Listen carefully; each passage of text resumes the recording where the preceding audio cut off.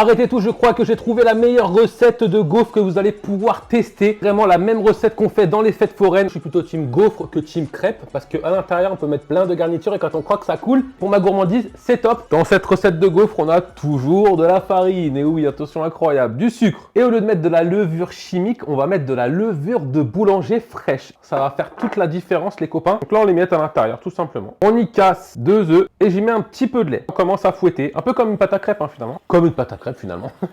Ça commence à devenir compliqué, je rajoute du lait. Pendant que je finis de fouetter, n'oublie pas de liker cette vidéo, de t'abonner si c'est pas le cas. Et un petit commentaire, savoir si tu es plutôt team crêpe ou gaufre. Tiens. Et je rajoute de l'eau qui est tiède cette fois-ci. C'est ce qui va apporter de la croustillance à notre pâte à la fin de l'eau. Ainsi que du beurre fondu. Elle est prête, on va la couvrir et on va la laisser reposer pendant 1 heure à température ambiante.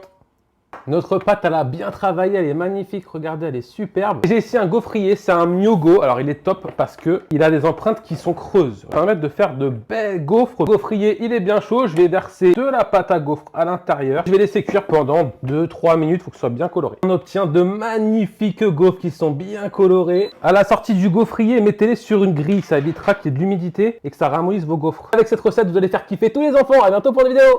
Bisous.